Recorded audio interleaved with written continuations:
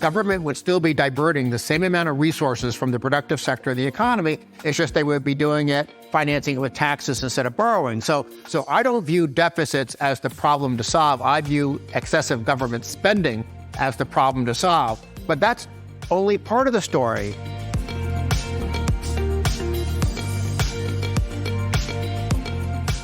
Welcome to Acton Line, a product of the Acton Institute for the Study of Religion and Liberty. I'm Eric Cohn, executive producer.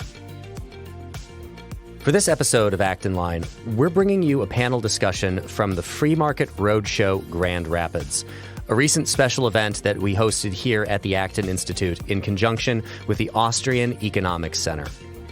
There is no need to describe the many problems and crises of our time, but there's a great need to look at the causes and to refute the simplified and politically opportune explanations. Only if we know exactly what the problems are and how they arose will we be able to find the right solutions. New standards have come into force in almost all areas of policy, and they are changing our lives, sometimes noticeably, sometimes surreptitiously, but often permanently. This discussion centers on the problem of unrestrained government spending and economic prosperity. The conversation features Dr. Barbara Kolm, Vice President of the Austrian Central Bank and Director of the Austrian Economics Center, Dr. Daniel Mitchell, a public policy economist based in Washington, D.C., and is moderated by Dr. David Hebert, Assistant Professor of Economics and Director of the Center for Markets, Ethics, and Entrepreneurship at Aquinas College, and an affiliate scholar here at the Acton Institute. You can find additional resources in the show notes for this episode, as well as find previous episodes of Acton Line on our website at acton.org/actonline. And if you like this program, you can help us reach even more listeners by sharing it with a friend and leaving us a 5-star review on Apple Podcasts. We welcome your comments as well. Acton Line is available on Apple Podcasts, Google Podcasts, Spotify, or wherever you listen.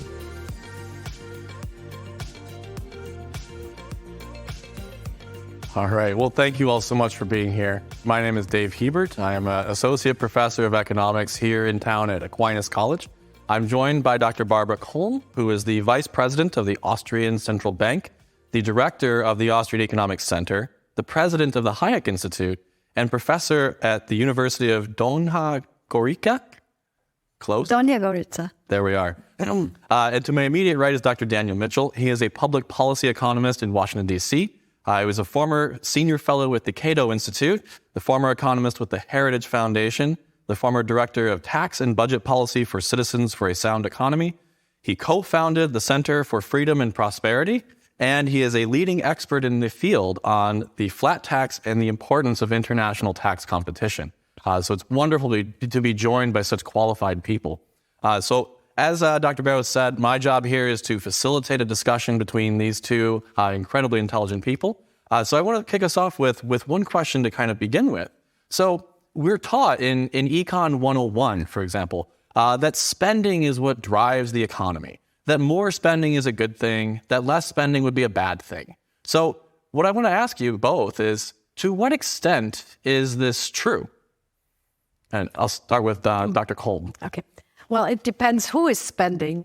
If it's the individual, that's wonderful. If it's, to make it simple, if it's the government, it's our individual's money, and the question is it being spent wisely or not? Is it being spent frugal or not? And actually, is it spent for things that the citizen, that the individual needs or not? And if we have answered those questions, then we should continue. But after all, little government is always better than big government, and big government means big spending. And we don't want taxpayers' money to be used, abused. The whole argument on behalf of spending driving the economy, that's a Keynesian construct. Now, oftentimes, as Barbara just said, it's in the context of, the economy is not strong enough. We need government to spend money to prime the pump. But Keynesians also think that consumer spending is a driver of the economy. You see these reports about what happened to consumer spending last month or last quarter, and was Black Friday strong enough to help the economy? That's wrong. What drives the economy is income and production, which is driven by saving and investing. Consumer spending is a function of a strong economy. It's not the driver of the strong economy. You have to put the cart and the horse in the right order. And obviously, echoing what Barbara said, the idea that government's going to somehow borrow money out of the private sector and spend it, the notion that that's going to somehow give us more economic efficiency or growth is theoretically wrong, but probably more importantly and more compelling to people. Let's just look through history where we've had Keynesian so-called stimulus plans. Hoover and Roosevelt in the 30s didn't work. Gerald Ford and Jimmy Carter tried it with their rebates and Keynesian gimmicks in the 70s, didn't work. Bill Clinton had his little stimulus in 1993. That didn't work. We had a stimulus under Bush in 2008, didn't work. We had another one under Obama in 2009, one under Biden in 2021. None of these Keynesian stimulus work because you don't make yourself richer by taking money out of your right pocket and putting it in your left pocket. Let me add to that, because you just mentioned, and there would be plenty of examples in Europe as well, but you mentioned two things, saving and productivity. And I think those are the key players that we need to go back to if we want economic growth. Individuals need to be able to save, and also our labor market needs to be productive. And that's what we have totally lost over the past decades, at least in Europe, and in the US, I think the same thing is true. Yeah, it's always been pretty interesting to me when we see saving in the economy as viewed as non-spending. But of course, the money has to go somewhere, which means it is spent in one form or another. Can you perhaps comment on the importance, and I guess emphasize the importance of saving and further investment toward developing human prosperity? Well, don't forget that saving and investing are different sides of the same coin. So when you're saving, you're investing. When you're investing, you're obviously utilizing savings. And every economic theory, this is what really gets me about the Keynesians, every economic theory, including the Keynesians, will agree that long-run growth is a function of saving and investing. Now, some theories like socialism and Marxism, they think government can do the investing. That's a little bit silly. But there's literally not an economic theory that I'm aware of that is not based on the idea that saving and investing, setting aside some of today's income, is necessary to finance tomorrow's growth. But the Keynesians say, well, that's the long-run issue. Sometimes you have this short-run demand management situation where the government has to come in and prime the pump. I will say there is one tiny way in which I think the Keynesians maybe get it 1/3 of the way right.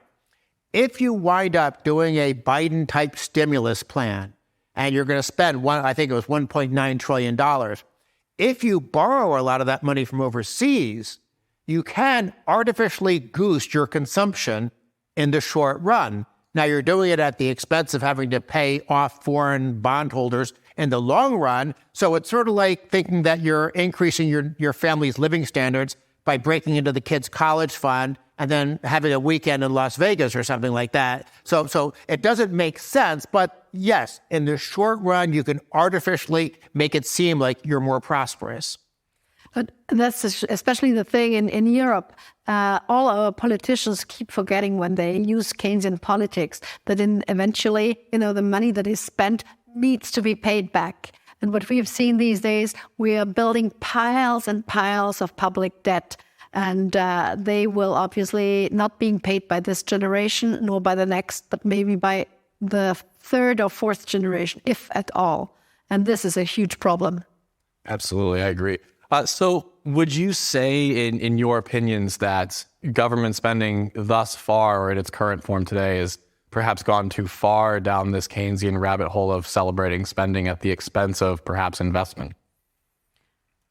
My concern is not so much the Keynesian stuff, because that's like a one-time injection of spending for different constituencies of Washington. And it's bad. I disagree with those things. But our much more fundamental spending problem in the United States, and for that matter in Western Europe, is just the long-run trend line of government consuming an ever larger share of the economy. In Europe, you have governments where literally it's accounting for more than 50% of GDP. We're lucky, quote unquote, in America. We're in the upper 30s as a share of GDP. Now, obviously, you had this short-run coronavirus spending that a lot of governments do. So you sort of want to. Hopefully that was all one-time spending, but some of it will get built into what's called the baseline. But here's the challenge.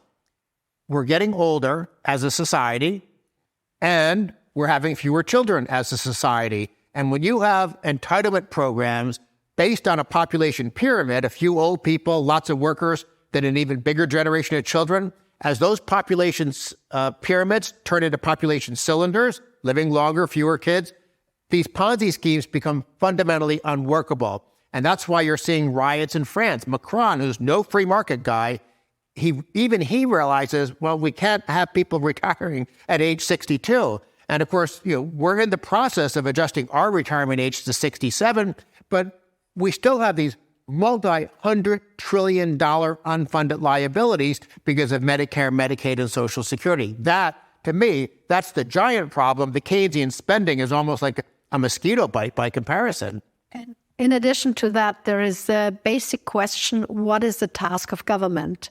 We've grown the task of government, from cradle to grave these days.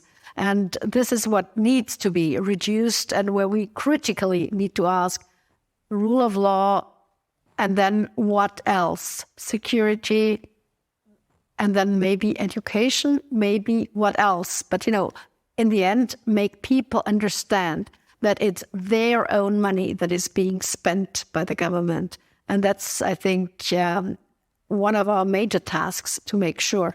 And coming back to the so-called pension bomb, the pension system and the social security system has not been changed, at least not in Europe, over the last 30 years. And as in the US, our labor market is totally dried out. There are no people who are productive. There is a life-work balance, and it's more life-work balance. And that will become an even bigger issue. And COVID, with all the incentives that have been provided by government, has just fueled into that and added into this negative spiral that we see these days. So you raise a point that I wanted to get to today. So national governments around the world, I don't think it's a secret to either of you or to anyone in the audience that governments around the world are facing persistent deficits every year and growing and mounting national debts. And from an accounting perspective, this is a relatively simple thing, right? If you have a debt, you either reduce spending or you increase revenue, right? And so I'm curious to ask, in your opinions, is the persistent debt that we see in democracies, frankly, around the world, is this a function of too much spending, too little revenue, perhaps too much responsibility, or something else?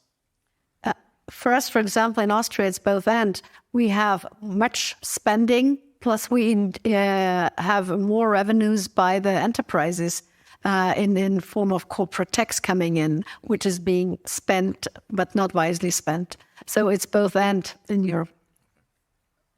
My view is that deficits and debt are symptoms. The underlying disease is government spending.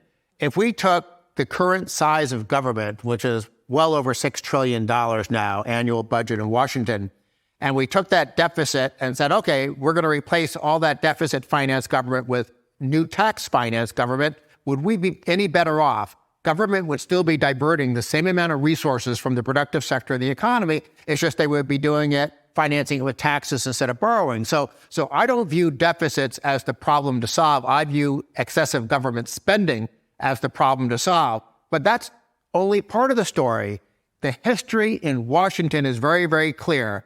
If you increase taxes, what do? Do they use the money for deficit reduction? They never do. They use it to finance more spending, and then the deficit winds up even higher. And I actually did the data on the European Union. I looked at the old EU 15, the Western European countries. You go back to the mid-1960s, the last 5 years of that decade, you look at government revenue as a share of GDP, and look at where it is now. Basically, because of the addition of value-added taxes and things like that, the tax burden in Europe has gone up by more than 10 percentage points of GDP. What's happened to government debt during that period? It's gone up even faster. In other words, they have literally spent every single penny of this giant tax increase and then some. The idea that you're going to get politicians to balance the budget by giving them more revenue, of course that's not going to work. They are going to spend the money. Yeah, wasn't there a president in the U.S. who said one has to starve the beast? Well, that was the view of cynics of the Reagan tax cuts. They said, "Oh, Reagan wants to starve the beast." Well, I do want to starve the beast. There's no question about it. And interestingly, a lot of people say the starve the beast theory is discredited, and there was this famous Romer and Romer paper on the issue. I actually read the paper, and you know what they said? Tax cuts don't work to constrain spending because, on average, within 5 years, the tax cuts are taken back with tax increases. So it's sort of like saying diets don't work if you're having chocolate cake every night. But wow, what a revelation. Another good example is the Maastricht criteria in Europe. Since you mentioned the European countries, we have broken them ever since. And actually, the Germans were the first ones to exceed the 60% at GDP level. And ever since, the French continued, and then after the big financial crisis, you have heard of all the bailouts and Greece and Spain and Portugal and the rest. And now we are having the same problem. And after COVID, it's even worse because the bailouts we have seen back then in 2012 are just mini bailouts in contrast or in comparison to what we see after the COVID bailouts. There are additional zeros to that. It reminds me of the quip, do you know the difference between $1 trillion and $1 billion? Right, well, it's about $1 trillion. Right? So, we've sort of lost sight of how big these numbers truly are. But you bring up the starving of the beast quote, and I think it's a wonderful quote. And what I want to kind of ask you both about is, do you think it's important to starve the beast of resources in the way that Reagan and his people were sort of accused of doing? Or is there a different tack that could be taken, perhaps in starving the beast of responsibility and then allowing sort of the tax burden to fall from there? Actually, that was what I was going to direct the discussion to. I mean, supply-side economics allow the enterprises to provide the right solutions and not have government impose the solutions or tell them to do that and try it and experiment with our money, but let enterprises provide solutions to whatever issues we have coming up. And then again, government should take not at least one step, but many steps back and ask, do we really have to provide this service on the one hand? And is this regulation really necessary? When this 2 in, 1 out is not enough. You need... if you get one new regulation in, you need to take 10 out in order to be flexible, in order to be compatible. And that's a thing. We need our countries, our nations need to be compatible. Because where do the new G7 stand? Who is competing with us? It's India, it's Asia, it's economies who have less spending issues than we have. And there we should look. I agree with Milton Friedman. I'm in favor of any tax cut for any reason at any time.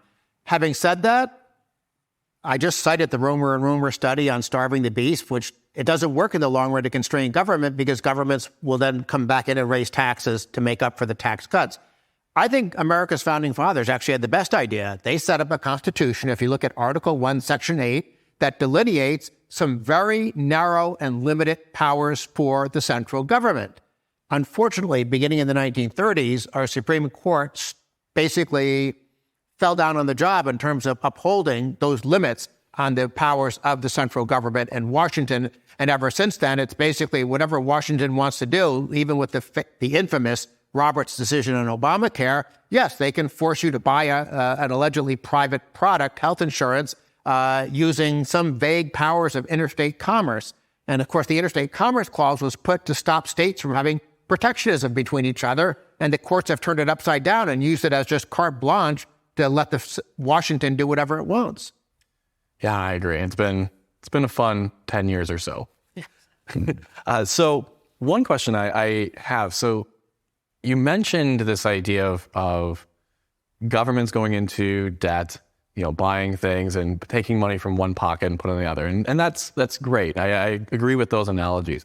But surely we can imagine scenarios where we could think instead of about taking money from one pocket and moving into another, perhaps I can borrow money from the future. So, I have a mortgage, for example. I am borrowing against my future stream of income.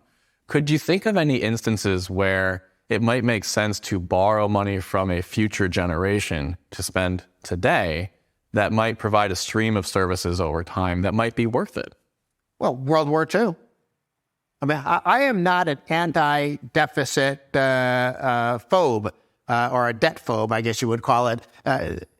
If the government, say the city of Grand Rapids, is borrowing some money because they're modernizing their sewage treatment plant or something like that, that's something that has benefits over a generation or two.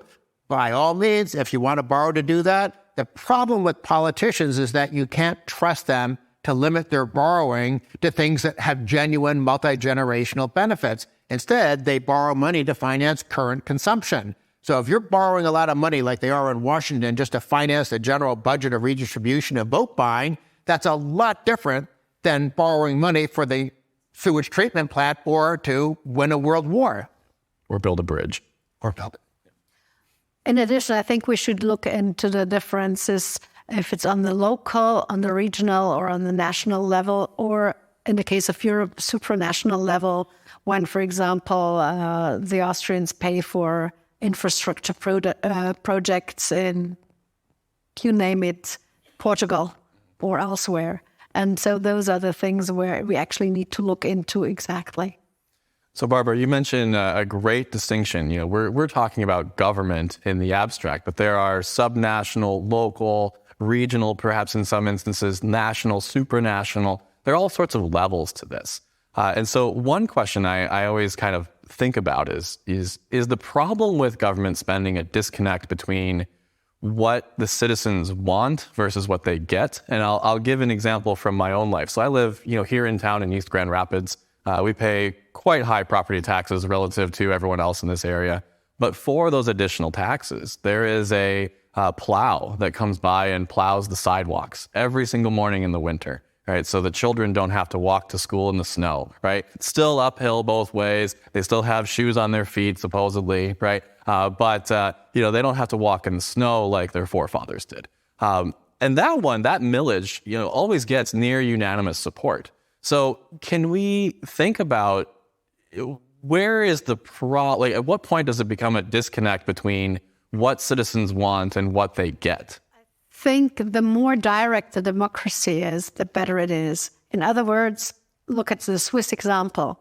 Here, people literally vote with their feet, move from one canton to the next one if they don't like the service that is being provided, or whether snow plowing in Switzerland, which is also important, is, for example, in Canton X, way too expensive because they run it inefficiently, whereas in Canton Y, it's much cheaper, and so they prefer it there. Or, differently, the citizens organize it among each other and do it privately. So that's another option for Switzerland. So I think the more direct democracy is, the closer the citizen to the politician is, the easier a solution is. The bigger the distance is, say from Santa Barbara to Washington, Santa Barbara, California to Washington, the long distance. Also from my hometown, Innsbruck, to Brussels is a long distance, whereas those things need to be taken into consideration. So I love the Swiss model with this direct democracy and voting with your own feet.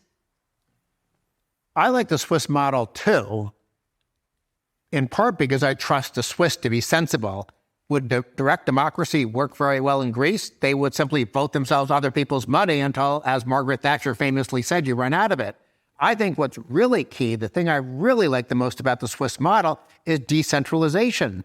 It is what the United States used to be. We used to have 2/3 of government taking place at the state and local level in the U.S., just like they still do in Switzerland. Unfortunately, we've had more centralization starting in the 1930s. So now state and local governments, they do have some powers, and it's great to see that you have zero income tax states attracting jobs and investment from high tax states like New York and California.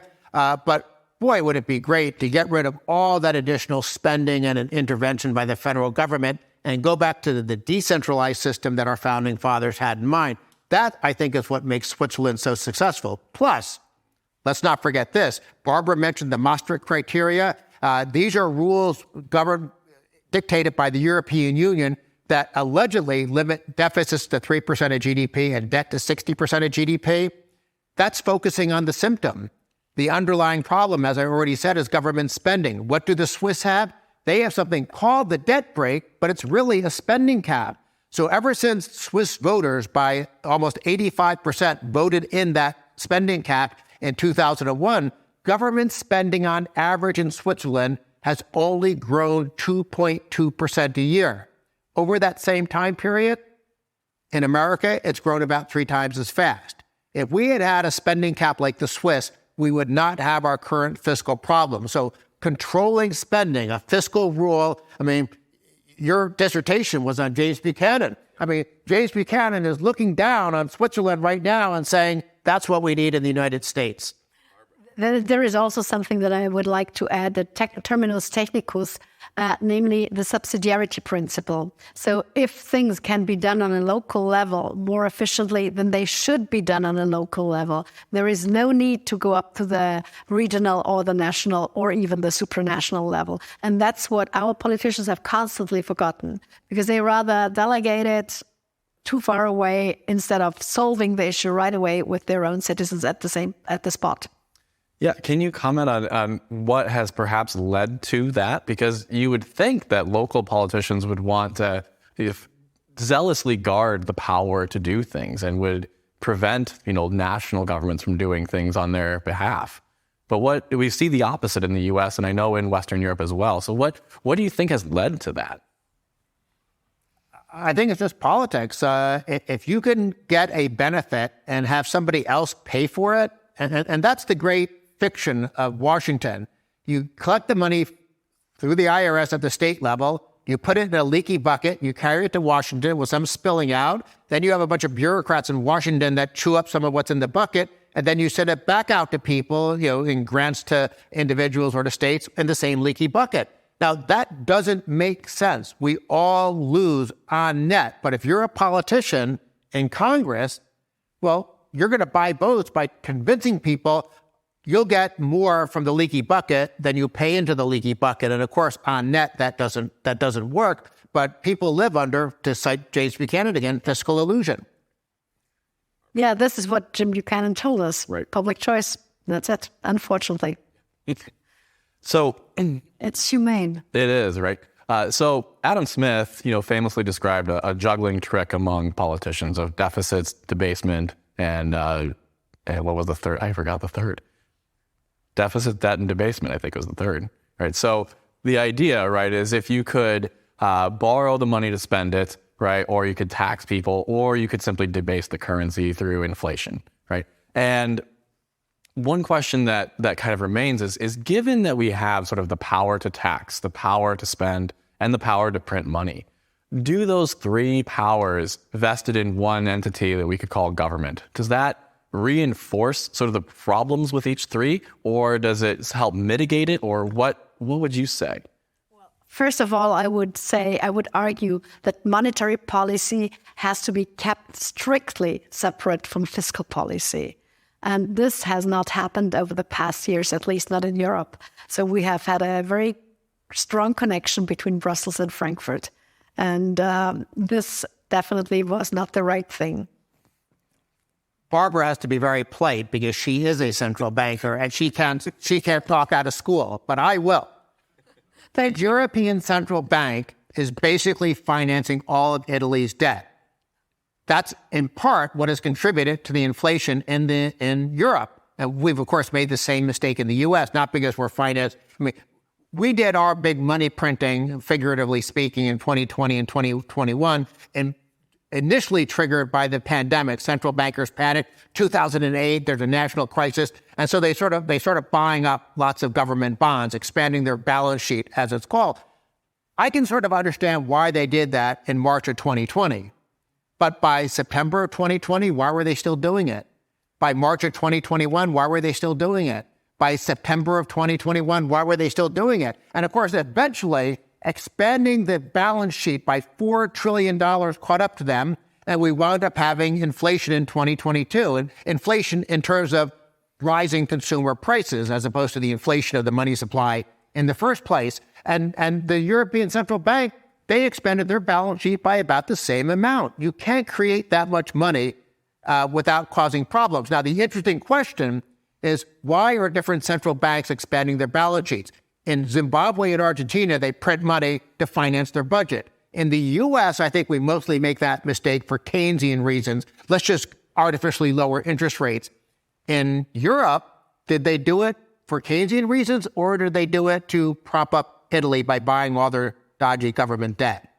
You probably can't answer. I'm not answering this, but I would like to also make another point. Not only that the inflation sparks had been there already in 2018 when we were discussing greening the economy, and when we had supply chain issues already, even before COVID, before we had all those lockdowns, and the price mechanisms had been,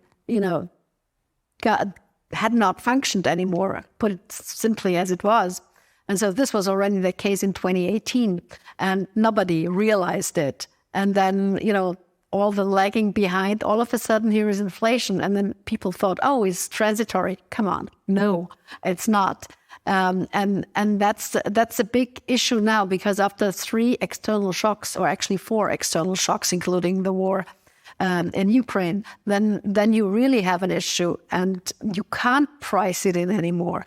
And, reducing the balance sheets of the central bank slowly is only one thing, but it will take another time, lots more time to balance it out and come back to the 2% threshold of inflation that we have kind of agreed on commonly. So you mentioned the massive increase in the balance sheet. The latest figure I saw for the U.S. is something to the effect of an 88% increase in the monetary base just over COVID, right? Which is staggeringly fast. It's nearly double. And so high inflation in that environment is frankly not surprising. Would you both agree? I would agree, but here's the challenge. People like us have been the boy who cried wolf, because going all the way back to Obama stimulus, the Fed has basically kept interest rates artificially low for a long time. And we've been saying, inflation's coming. Well, 2013, 2014, 2015. Now, so there was an excuse. We weren't necessarily wrong, because sometimes when you create excess liquidity, it goes into asset prices. It props up financial markets instead of going into higher consumer prices. But because people like us were saying, the version of the British are coming and the British never came, it did look like, well, were we wrong? No, we weren't wrong. It's just, it took a while for it to hit consumer prices because of that massive expansion. Whether you measure the monetary base or whether you measure the Federal Reserve's balance sheet, they basically are a very similar measure. I like the balance sheet because it's so easy to measure. People argue all the time, well, what's the right definition of money anymore? Well, whatever. Look at the balance sheet, because that's obviously new liquidity being put in the system. So I've always preferred that measure. But, as I said, I don't know that this is a mea culpa as much as it's just monetary policy is not quite as cut and dried as we think. And it did take a long time for 1970 style inflation to come back, because that's what people thought when we were complaining about the Fed's policy 10 years ago. Well, one could also say that we probably have looked much closer into the boom and bust cycles that were described by Hayek and Mises in the 1920s. And then, they also foresaw the busts that had happened in the 70s, and as oil crisis, dot-com bubble, etc. So that's just reality. That's that's a logic consequence of what has happened. No, I agree. We are a bit of the boy who cried wolf. We do have that problem. I think we've successfully predicted 13 of the last 3 recessions, which is always a fun statistic, right? Especially as economists, when we're always... And there are people on our side who say the end is coming because of all these entitlements and spending and debt. Well, in reality, we probably have at least 20 years, if not more, where we can continue down this path. Why? Because the U.S. is an international safe haven. France is going to blow up before the United States. Japan's going to blow up before the United States. Italy, as soon as the ECB stops propping up their government bond market, is going to blow up. So we, in some sense, being the world's reserve currency, which is a technical, boring issue we don't need to get into here, we have a lot of time before all our mistakes catch up to us, which in some sense is bad because it's usually only when there's a crisis that politicians act. Of course, Robert Higgs tells us when there's a crisis, politicians use that to make government bigger. So I don't know that we actually want the crisis. It just shows that we're... Well, how big do you want it to be? Yeah, no, the longer you wait to solve a problem, the bigger the crisis there will be. But then maybe the bigger the bad policy that will get enacted. It's true, very true. So I want to ask a separate question. So what, in your mind, is the real danger of public debt? Right? Clearly, it's big. It's a big, scary number. You can go to debtclock.com and see it grow every single second. But that's just a number on a screen. How does it affect everyday people, as they're living their lives and going about their days? People becoming irresponsible, not understanding where money comes from, how to earn it, how to manage it, how to save it. And that, I think, is the biggest danger if we just kick the can down the road for a while. We want individuals to think and act and make their own decisions and not rely on others, on handouts or on other people's decisions. I agree with Barbara that there really is a moral component to all this. A society where people think they can live off others and should live off others probably is heading in the wrong direction. But I want to say something uncharacteristically optimistic. If you go back to the end of World War II, our government debt had shot up to, I think, 116% of GDP. From 1945 until 1970, we didn't reduce our government debt at all. It actually crept up a little bit in nominal terms. But government debt as a share of the economy, as a share of gross domestic product, fell dramatically. Think of it like you're a household.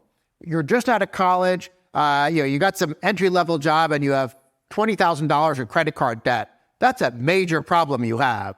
On the other hand, you're 58, you're at the peak of your career, you have $20,000 of credit card debt, but it's largely irrelevant to you. In other words, you do want to measure your government debt as a share of the economy. And so as long as you have your income growing faster than your debt, just like if your national income grows faster than your government spending and government spending falls as a share of GDP, that's progress. So it's not like we have to do something heroic. We simply have to make sure that we're vaguely halfway responsible so that we're letting the private sector grow faster than the government, either the spending burden or the debt burden. Because as I said already, I care a lot more about government spending. Tax finance spending is bad. Money printing finance spending is bad. And so is debt finance spending. I'll close with one other thing. This is good news, but bad news. Government debt as a share of GDP has actually fallen recently. Why? Because of inflation. Inflation reduces the value of all the outstanding government debt. So our government debt as a share of GDP, if you look at a chart, suddenly took a little plunge. But is it good that we're in effect stealing from bondholders by devaluing their existing assets? That's obviously not the right way to make progress in terms of reducing government debt as a share of GDP. Yeah. There is also one other thing that you should look into. As I mentioned before, being competitive and productive. I think we need our societies to reconsider that because otherwise the West will not look good in the future. Yeah, Dan, you mentioned an important thing that I think is often misunderstood is there's a story behind all these numbers, debt to GDP ratios. Those can fall. And it's not necessarily for good reason. And so the important thing is to me is to understand why these things are falling and what's causing these things to go down. Same with unemployment rates, all these other rates that we look at. These changes, they can be good or bad, up and down, maybe not sideways, but all kinds of directions can be good or they can be bad. One thing that you mentioned is this idea of politics, right? And what's going on. And what I think is interesting is to point out that there have been periods in U.S. history where instead of government going into debt, they ran a surplus. In fact, they sent checks to every taxpayer saying, hey, sorry, we overtaxed you this year. Here's your money back, right? And it wasn't a tax refund like you as an individual overpaid. It was literally government revenues exceeded government spending that year.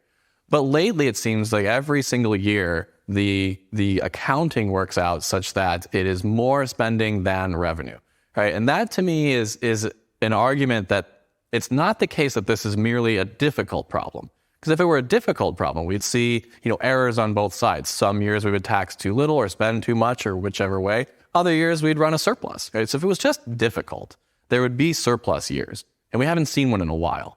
And so I wonder if you two could comment on why is it the case that governments have a propensity, it seems, to tax too little and spend too much? They don't tax too little, they tax too much. So I have to disagree with that part. But yeah, you understand what I'm saying. I already cited, paraphrase one Milton Friedman quote. Let me paraphrase another because I'm sure I won't have it right, which is that governments will spend every single penny they collect and as much additional as they can get away with borrowing.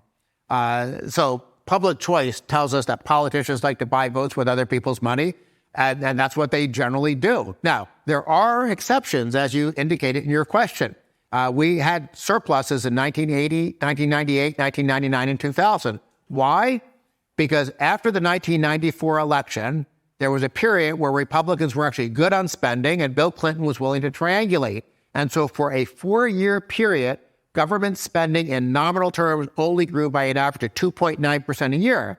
Well, if your government spending is growing 2.9% a year, and your nominal GDP, which of course is very much related to your nominal revenues, tax revenues, that's growing like 5 or 6% a year. So if you maintain that trend line for a while, guess what? You wind up with a budget surplus like we did at the end of the 1990s. Likewise, after Obama's first blowout year, when he had his fake stimulus, well, then we had the 2010 election. We got the Tea Party Republicans, and again, for a while, Republicans were good. Usually they get corrupted after a while, like they are now. But after the 2010 elections, Republicans were very good, fought very hard. And what happened? We had a 5-year nominal spending freeze between 2009 and 2014. What happened? We didn't get to a budget surplus, but the deficit fell by more than 50%. We made great progress, and if we had simply kept up some sort of limit on the growth of government spending, we would have gotten good results. But it's all a function of how fast does government spending grow. By the way, you mentioned how data can sometimes be distorting and not be as optimistic as we think. Let me give an example of that, just a quick digression. Everyone focuses on the unemployment rate. Oh, look, the unemployment rate is low. That's good, but why is it low? It's low in part because our labor force participation rate has fallen.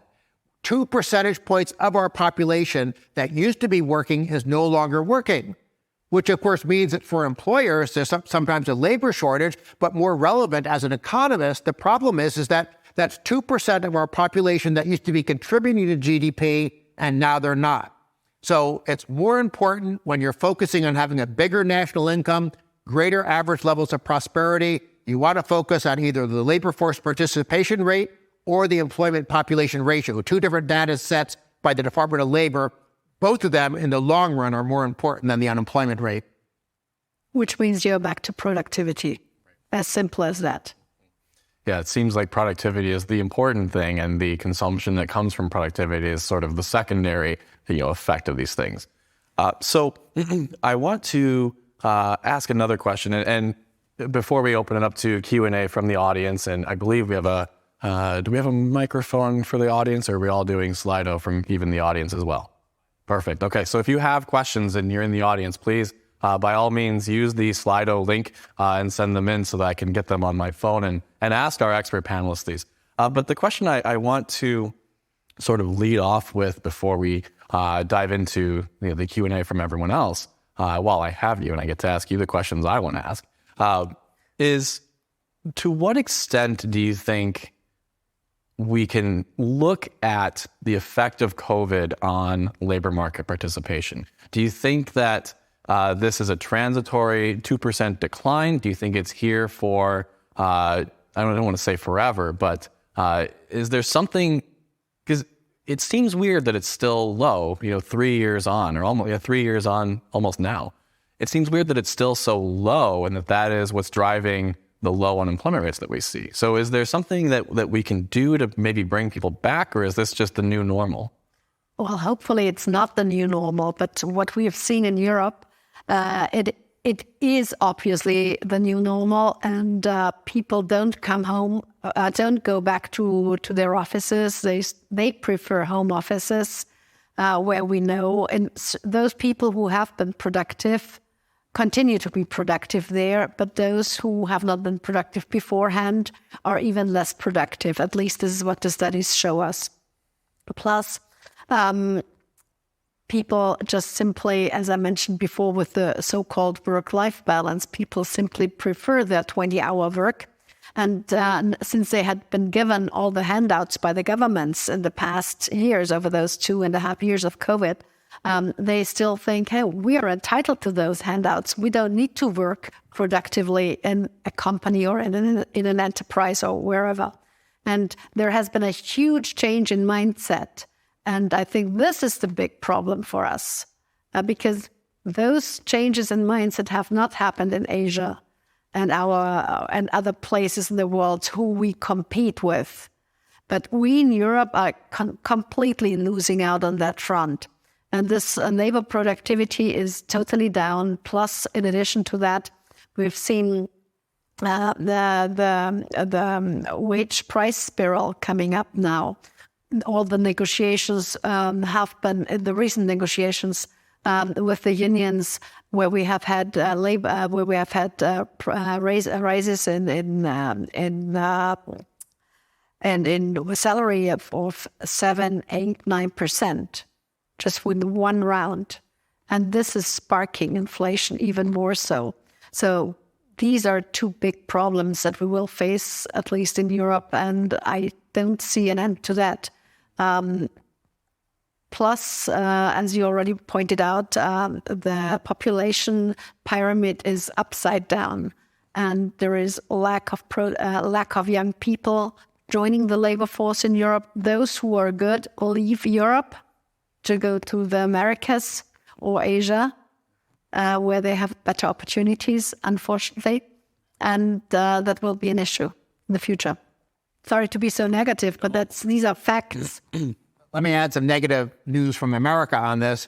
There was a short-run factor that hopefully is going to be like a pig through a python and won't have a long-run effect, which is that a lot of older workers, when COVID hit, instead of retiring, waiting till 66 to retire, some of them retired at 62. So there was seems to be a permanent, well, not permanent, but temporary uptick of early retirement among people that were sort of at that cutoff stage, and they had enough assets that they figured, okay, I'll retire now. Why bother dealing with all this hassle?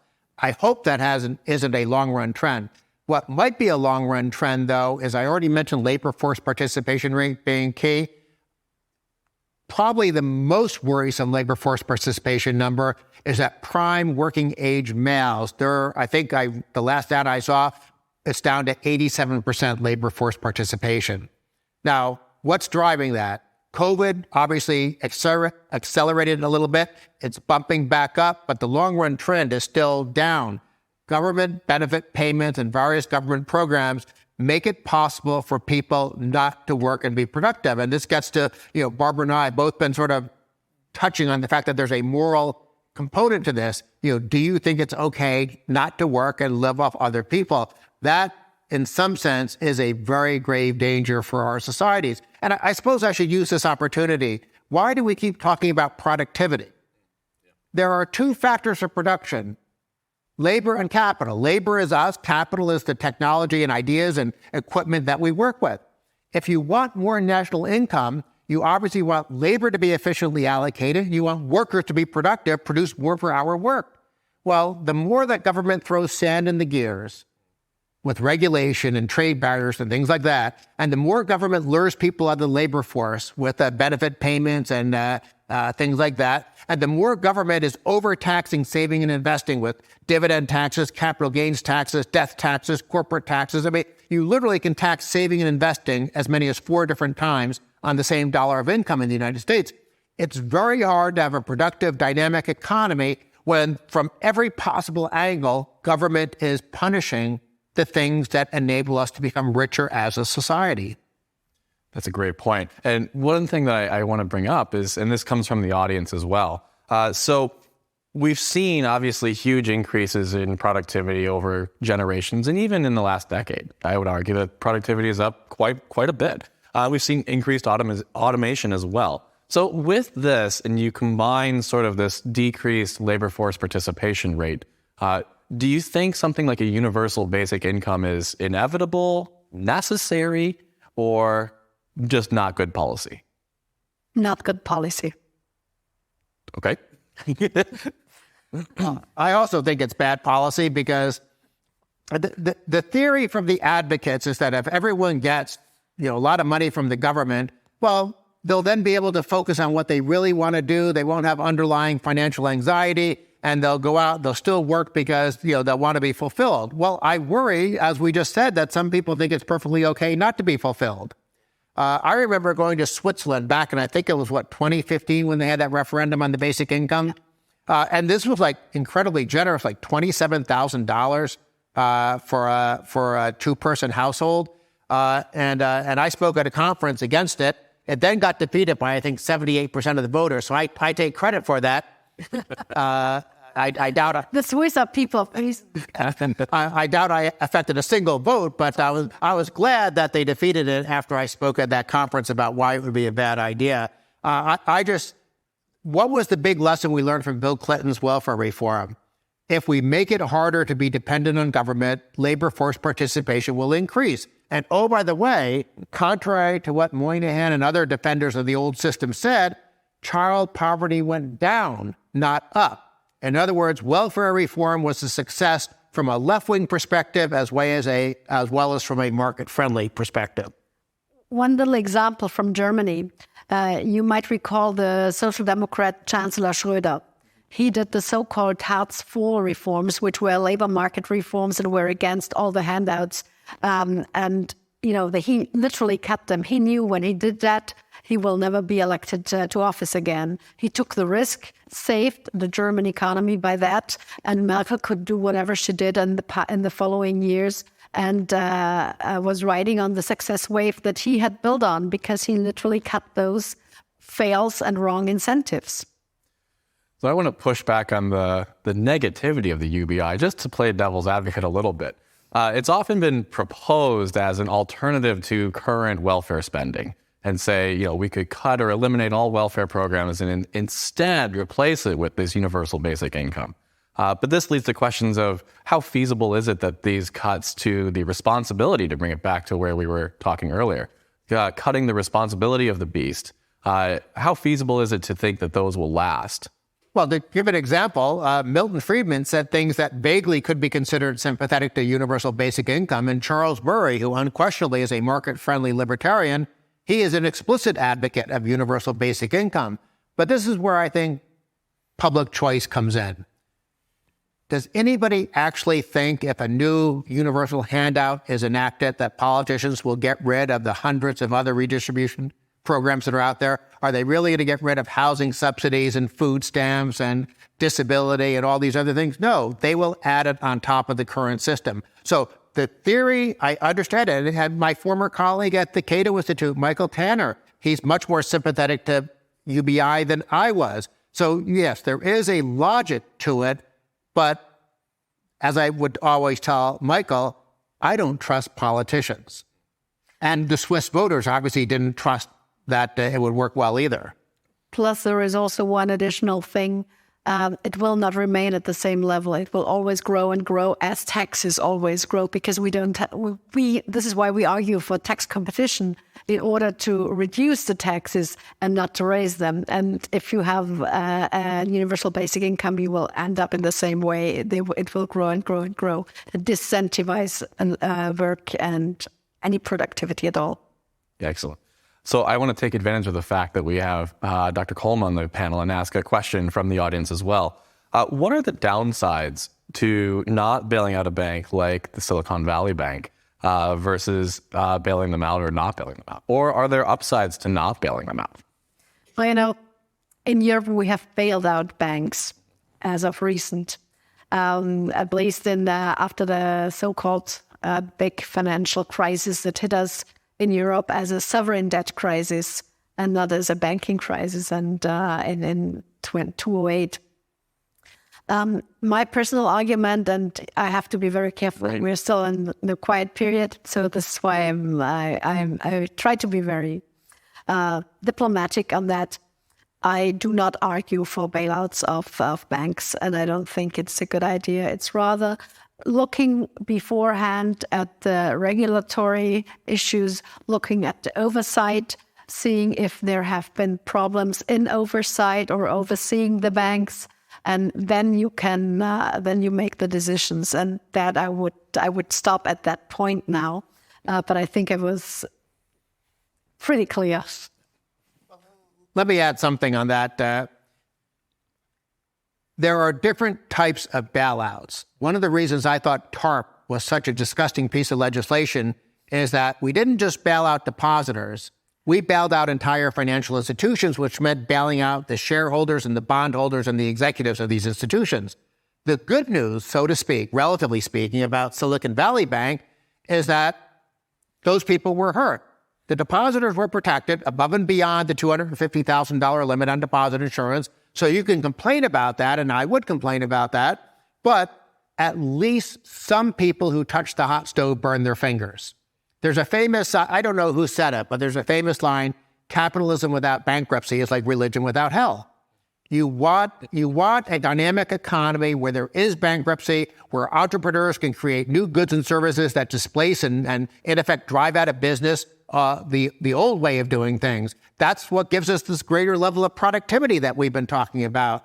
If you do bailouts, and this is what worries me, is you probably know this more than I do. It sounds like this UBS takeover of Credit Suisse is the wrong kind of bailout. Now, you can't comment on that because of your role as a central banker, and I'm not enough of an expert on it, but I worry it smells to me, what I've read in the newspapers, that's like a TARP bailout, which means that everyone at Credit Suisse gets to keep their jobs.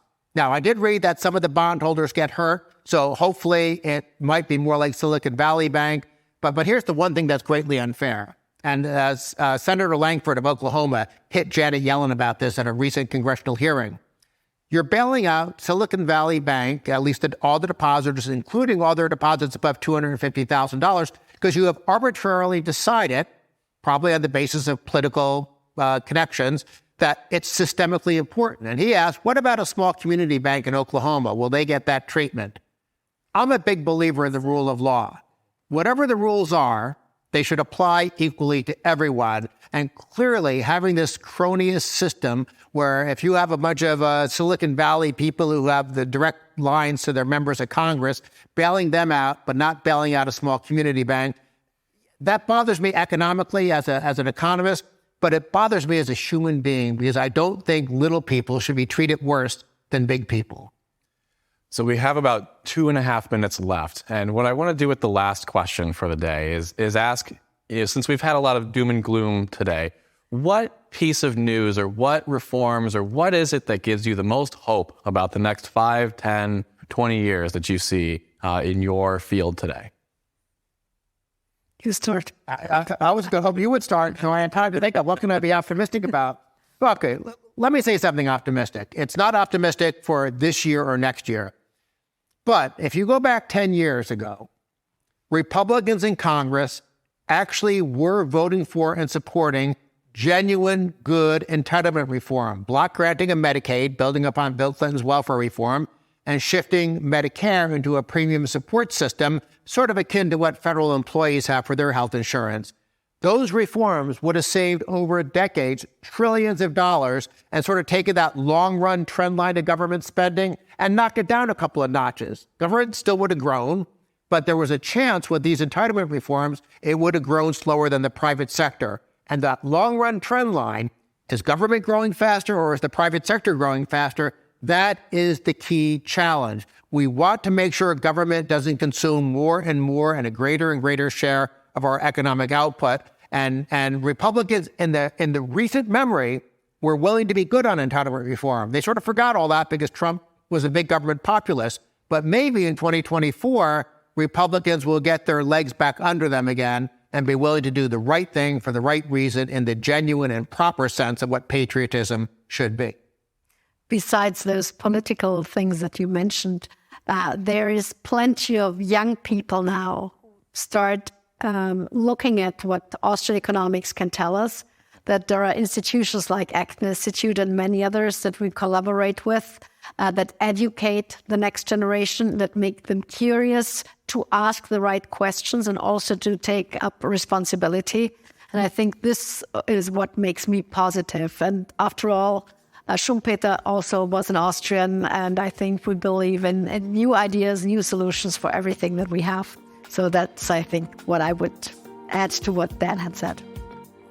Well, thank you both so much. And I want to thank everyone in the audience, both online and in person, for attending today's event. I want to thank the Acton Institute for hosting it, the Free Market Roadshow, and my two panelists. Thank you so much. As always, thank you for listening. Our team loves putting this podcast together for you. It's encouraging to hear from our listeners. Feedback is incredibly important to us because it lets us know what you'd like to hear more of, including the kinds of topics you're interested in most. If you have comments, feedback, or ideas for a show topic or interesting guest, you can email our team at producer@acton.org. Until next week, for Acton Line, I'm Eric Cohn.